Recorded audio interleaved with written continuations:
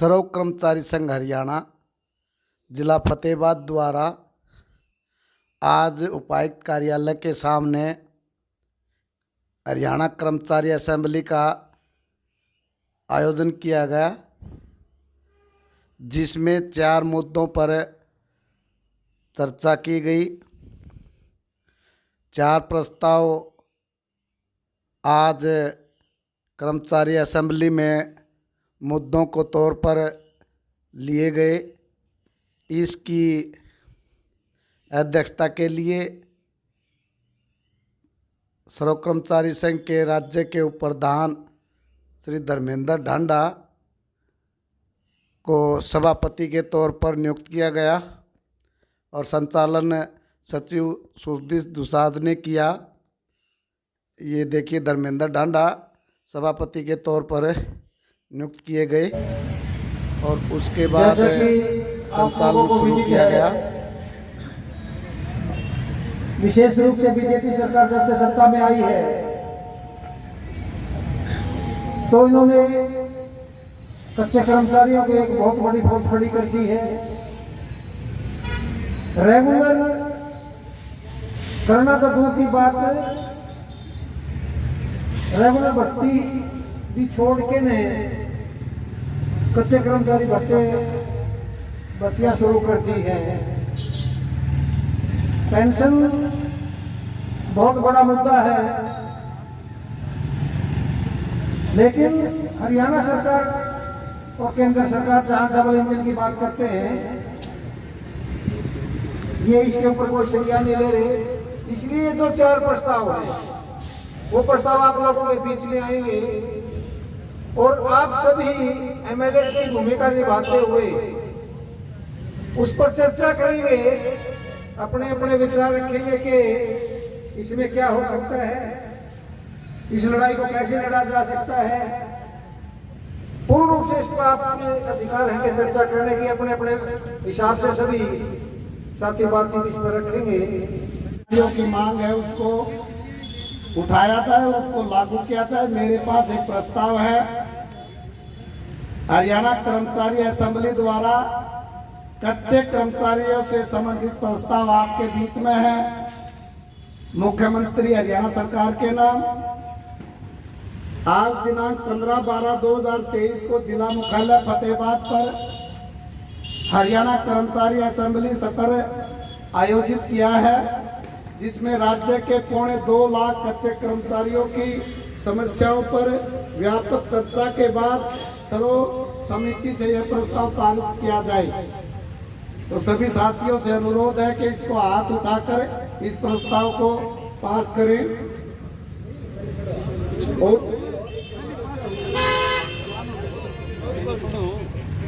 अब मैं इसको विस्तार से आपके सामने पढ़ रहा हूं।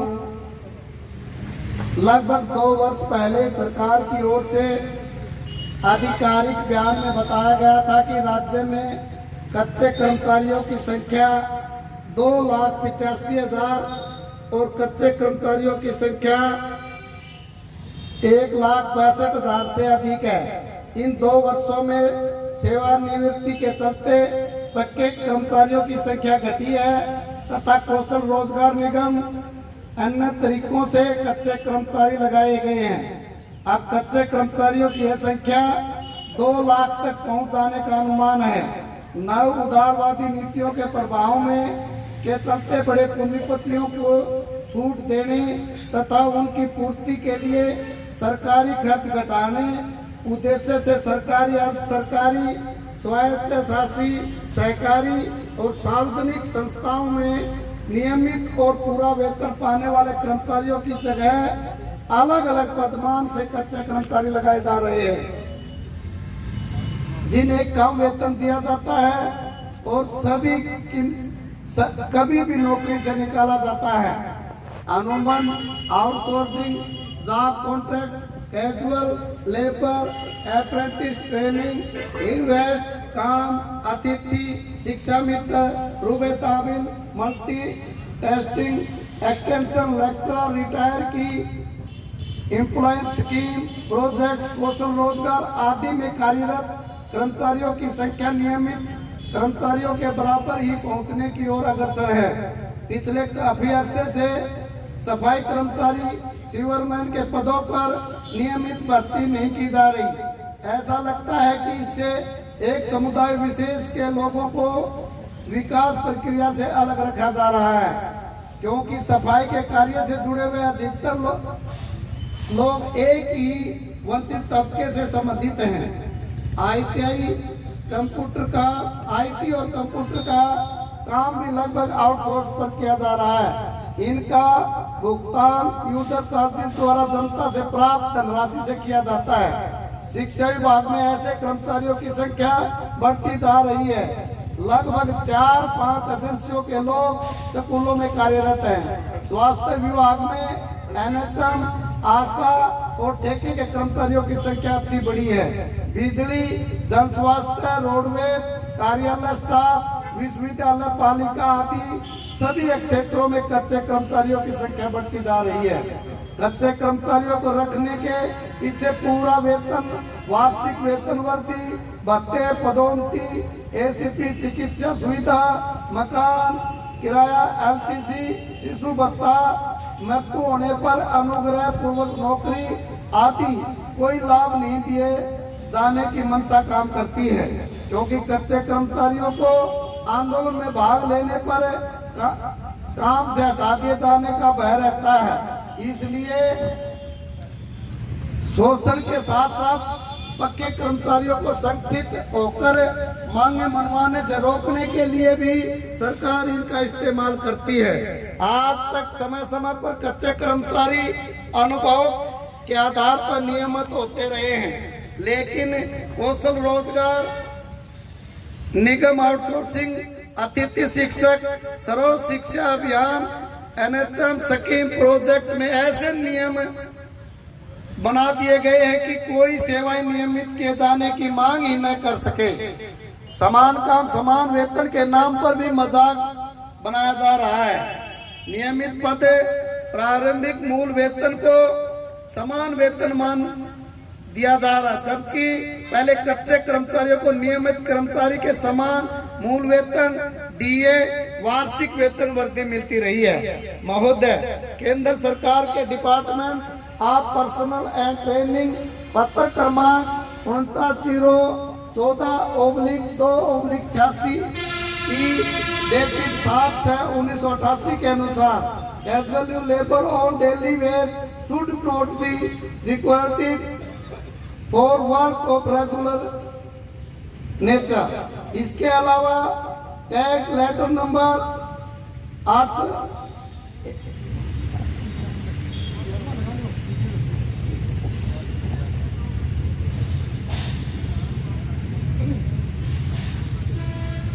891 M AWP 9394 NG group CIR number N/1894 dated 9/3/1974 में लिखा गया, casual labour can be required only for casual seasonal intermittent nature of work and not full time nature of work.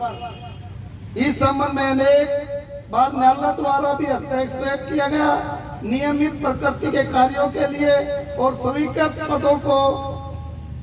पदों पर कैजुअल भर्ती न किए जाने के निर्देश दिए गए हैं। सरकार ऐसे निर्णयों का इस्तेमाल अनुभव के आधार पर सेवाएं नियमित न करने के लिए तो करती रही है, लेकिन न्यायालय की भावना की अनदेखी करते हुए कच्चे कर्मचारी लगाती रही है और अब कौशल रोजगार निगम के माध्यम से कच्ची भर्ती की पक्की नीति बना ली गई है। महोदय, सरकार का यह रूप अतार्किक, गैर कानूनी और अनैतिक है। इसलिए यह असेंबली कच्चे कर्मचारियों के पक्के होने, सेवा सुरक्षा का यह रूप अतार्किक, गैर कानूनी और अनैतिक है। इसलिए यह असेंबली कच्चे कर्मचारियों के पक्के होने, सेवा सुरक्षा और समान काम समान वेतन के अधिकार का समर्थन करती है। महोदय, कच्चे कर्मचारियों की सेवाएं नियमित करने और उन्होंने न्याय संगत ढंग से काम समान वेतन देने से जन सेवाओं की गुणवत्ता बढ़ाने में भी मदद मिलेगी। इसके अतिरिक्त राज्य की अर्थव्यवस्था पर भी इसका सकारात्मक प्रभाव दिखाई देगा, क्योंकि यदि कर्मचारियों का क्रय शक्ति बढ़ती है तो स्थानीय मांग बढ़ने से अर्थव्यवस्था का आकार बढ़ेगा और सरकार को मिलने वाले टैक्स की राशि भी बढ़ेगी। महोदय, यह असेंबली जिला उपायुक्त फतेहाबाद के माध्यम से यह प्रस्ताव भेजकर आपसे मांग करती है कि उपरोक्त तथ्यों पर गौर करते हुए निम्नलिखित मांगों को तुरंत प्रभाव से लागू किया जाए। नंबर 1, 2 साल की सेवा आधार पर सभी प्रकार के कच्चे कर्मचारियों को नियमित करने की नीति बनाई जाए। नंबर 2, कच्चे कर्मचारियों को पक्के कर्मचारियों के बराबर वेतन भत्ते अन्य लाभ दिए जाएं, सेवा सुरक्षा की गारंटी दी जाए। नंबर 3, स्वीकृत पदों पर अस्थायी कर्मचारी भर्ती न किया जाए।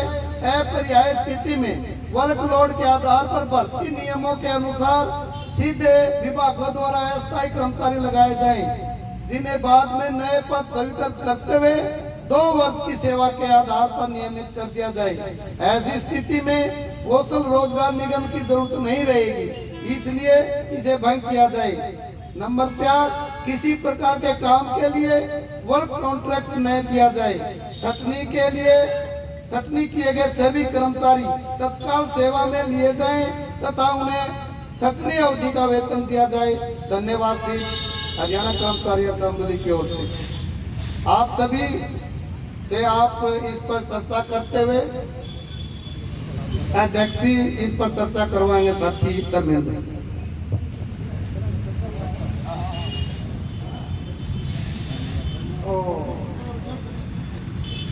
साथी राज्यपाल ने आप लोगों के सामने कच्चे कर्मचारियों को नियमित करने के लिए प्रस्ताव रखे है। अब चर्चा के लिए आप लोगों के बीच में है प्रस्ताव। तो साथी बिजली बोर्ड से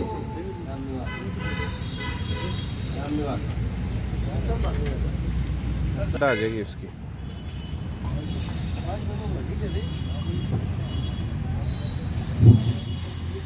आदरणीय सभापति जी और तमाम हाउस, जो आज कर्मचारी असेंबली में राज्यपाल जी ने प्रस्ताव रखा है, सेवाएं नियमित करने व समाज का सही है ये तो इन सभी 500 पॉइंटों पे मैं अपनी सहमति व्यक्त करता हूँ और इस प्रस्ताव को पास करता हूँ।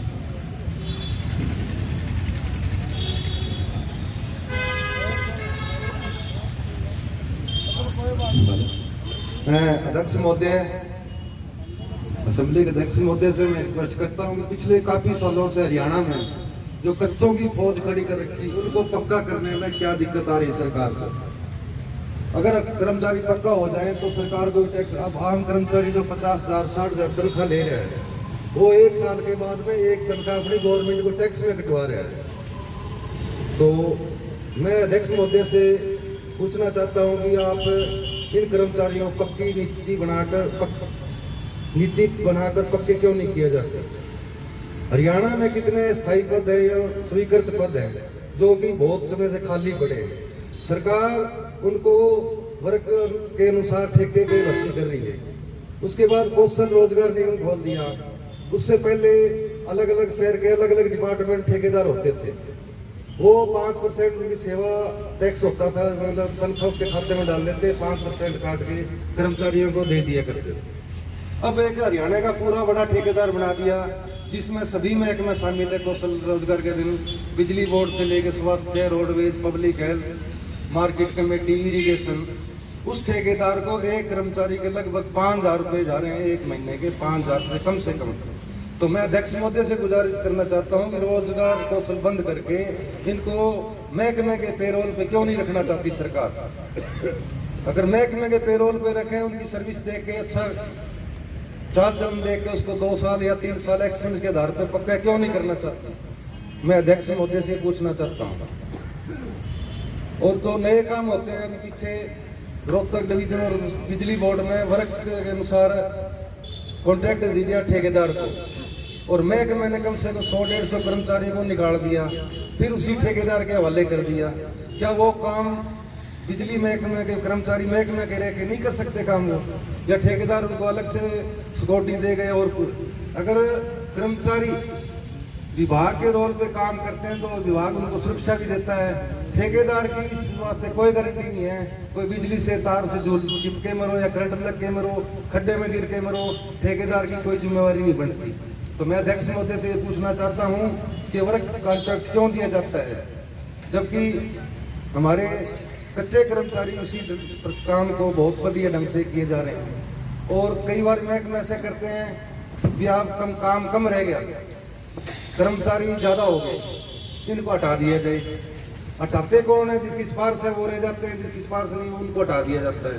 तो मैं अध्यक्ष महोदय से ये पूछना चाहता हूँ कि इस पे कोई कार्रवाई करके एक ठोस नीति बनाकर अगर कोई कर्मचारी नौकरी में आ जाए तो उसकी सेवा नियमित की जाए, और अगर कच्चा भी रखना तो 58 साल तक नियमित करें, पक्के कर्मचारी की तरह उनको मेडिकल सुविधा और अन्य भत्ते दिए जाएं। धन्यवाद सर।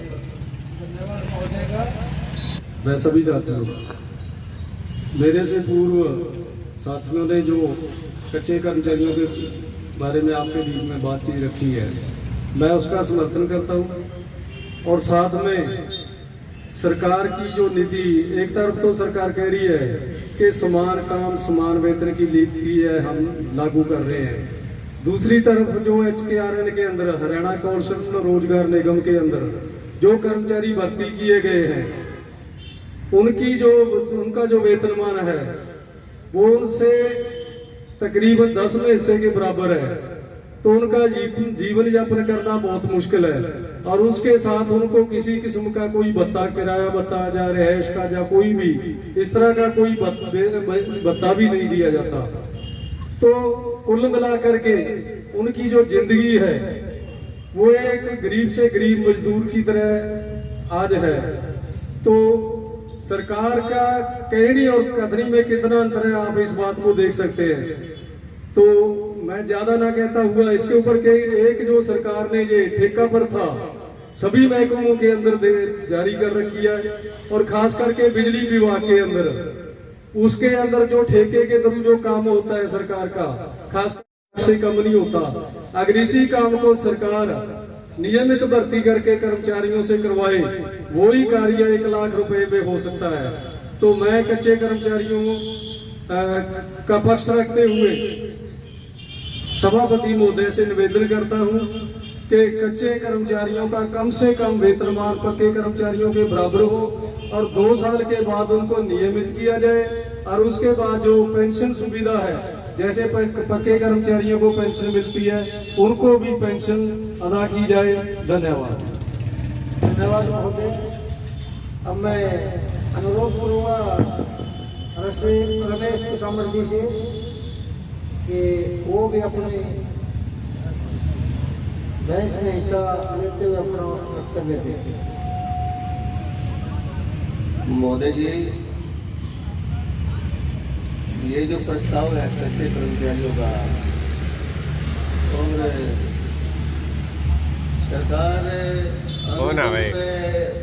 या कच्चे कर्मचारी को लगाने वो ब्लैकमेलिंग वाला पैसा कोई देखा जाए, उनके पूरी तनख्वाह दी जा सकती है, सर महकमे को लाभ हो सकता है सर।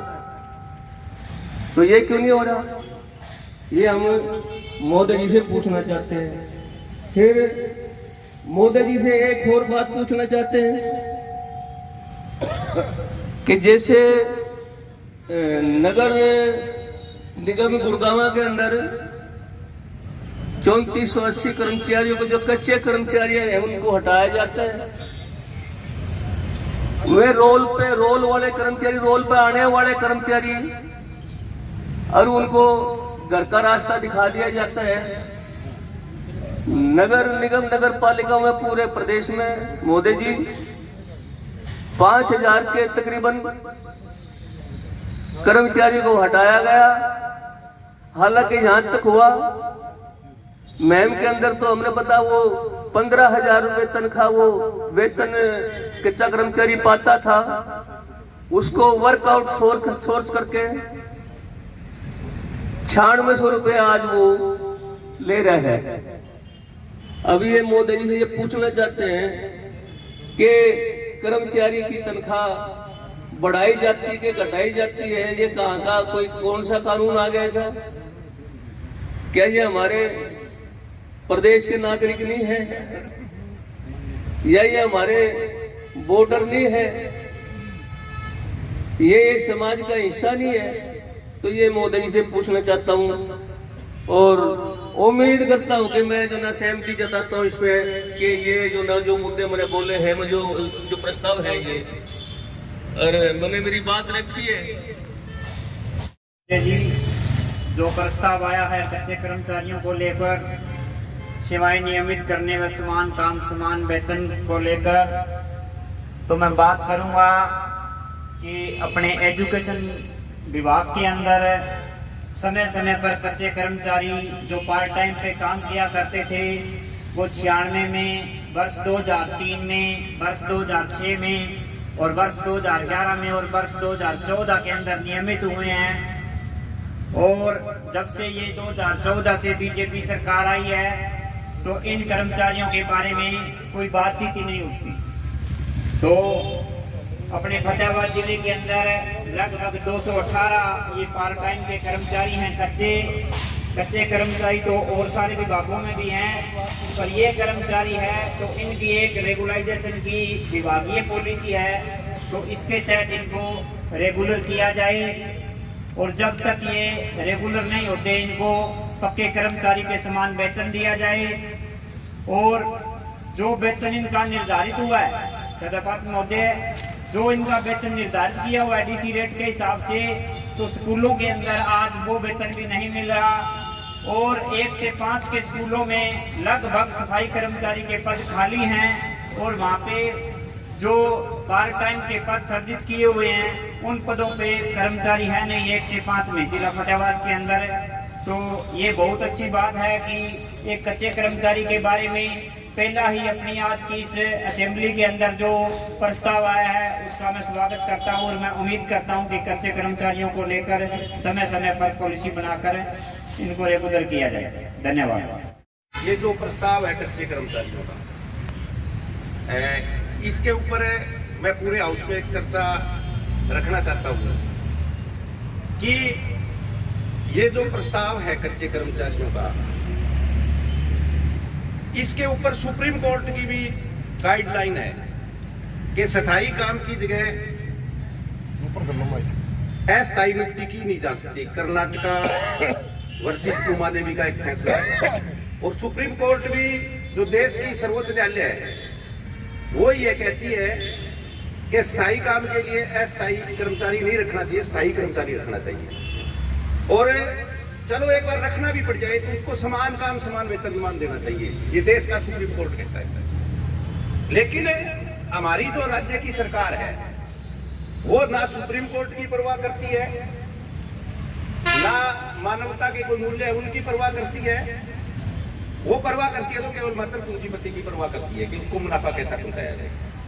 इससे अलग हटके हरियाणा सरकार एक कदम और आगे बढ़ जाती है कि हरियाणा कौशल रोजगार निगम बना देती है कि उसके अंदर ऐसा प्रावधान कर दिया कि उसके अंदर जो कर्मचारी चला गया वो कभी पक्का ही नहीं हो सकता